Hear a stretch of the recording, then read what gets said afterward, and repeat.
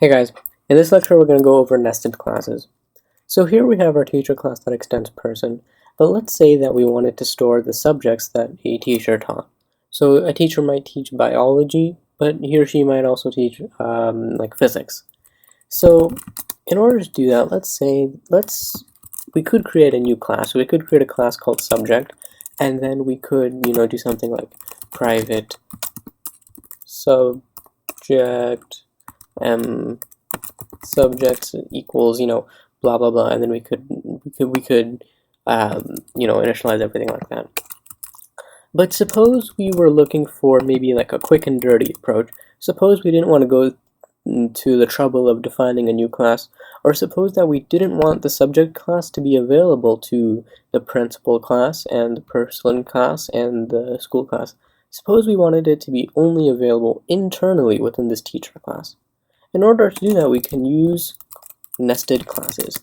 So we can actually define a class inside of our main class right here. So let's just do, for now, public class subject. And it uses the same syntax that we're already familiar with. You have your, like public final class, and then you have your braces. Everything inside your brace belongs to, this class. The nice thing about nested classes is that you can also access all of the information in your base class if the class that you declare is non-static. So I'll explain what I mean by non-static in just a second. But so for example, we could do this.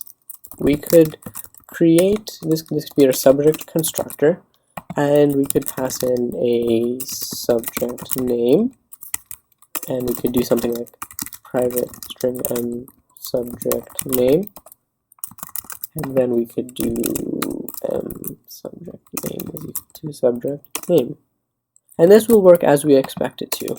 But we can even do this, print teacher info. If we wanted, we could access variables from our teacher class. Why? Because this class is nested within the teacher class.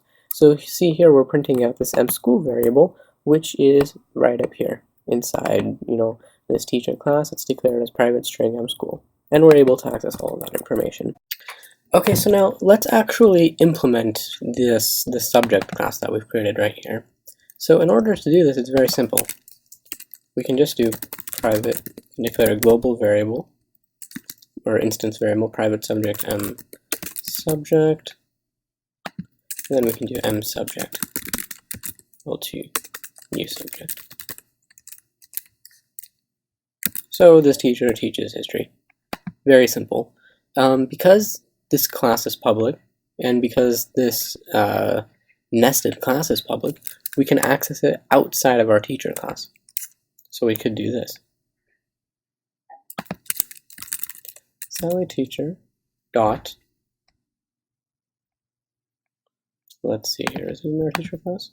Yeah. Subject. So notice that when we want to access the subject class that's nested within our teacher class, we have to use this dot syntax because the subject is inside of our teacher class. So subject.teacher, let's say Sally subject is equal to new subject. We can say that it's history, and then we could do something like this.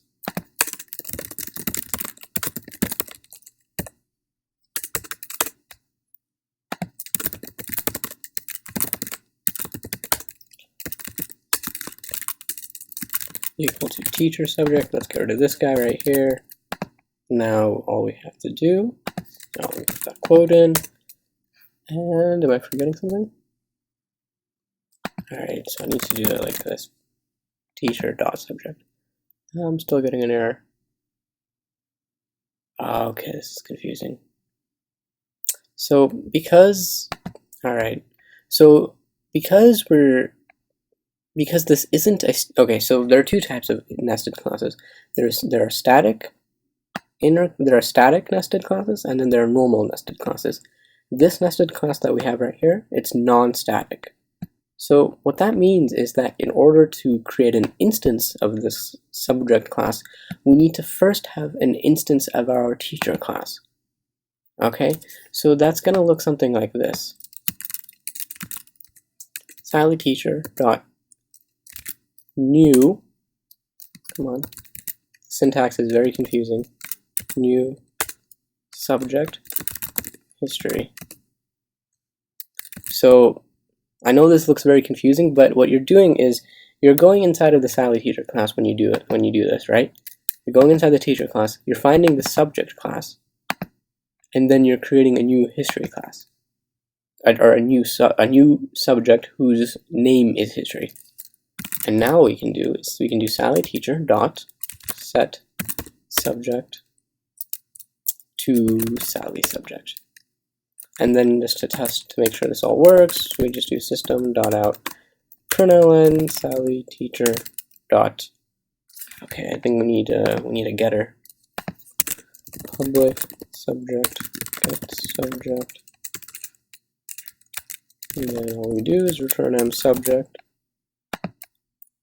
get subject dot.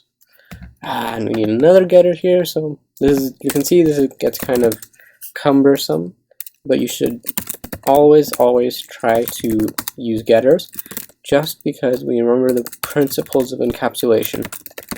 We don't want to expose any more to the outside than should be exposed. Return m jack name. By the way, this is a general rule that you should follow in your programming. You shouldn't add in these accessors until you actually need them outside of your program, because otherwise you're going to have unused methods and kind of defeats the purpose of encapsulation. Let me rename this guy. Get name. Okay. Oh, lag. Alright. Now let me comment these guys out. And now it's simple. We run and we see history. Alright, so obviously we saw the problem with this is that in order to create an instance of the subject class, we need to create an instance of the teacher class. And one, the syntax is cumbersome and it's not as intuitive as it should be. We can fix this by making this class static. The only caveat to making a class static is that now we can't access these instance variables that are declared up here anymore. Why? Because these instance variables belong to a specific instance of a teacher. Yet, when we have something that's static, remember that it's not tied to any instance at all. It's just kind of floating around in memory. So we couldn't do this anymore, for example. Remember, we could access, for example, this mbase salary. We could access that mbase salary field. But now if we try, it doesn't pop up in our autocomplete and we can't access it anymore. Okay, so now that we have a static nested class, let's see how we can use it in our main class. Well, now we can just do this. Teacher.subject is equal to new subject, and now we can just populate it. Teacher.subject, and now do I have a teacher here? I'm just gonna comment on this right here. So we have this teacher object all the way up here, and now we can just do Sally teacher dot set subject. Okay. To go back to the beginning of the video though, suppose that we didn't want to make this class available to the outside this teacher class. In order to do that, we can just make this private. Now we make this private, and now we can't access it anymore. We could make it protected, and what this does is we will have access to the nested class inside of our main class, but that's only because the main class and the teacher class are inside the same package. If we were to put the main class in a different package, then we wouldn't have access to this nested class anymore, because now we're using this protected keyword. Alright, but I'm going to make this public again, and now everything should compile. Let's run. I guess nothing's going to happen right now.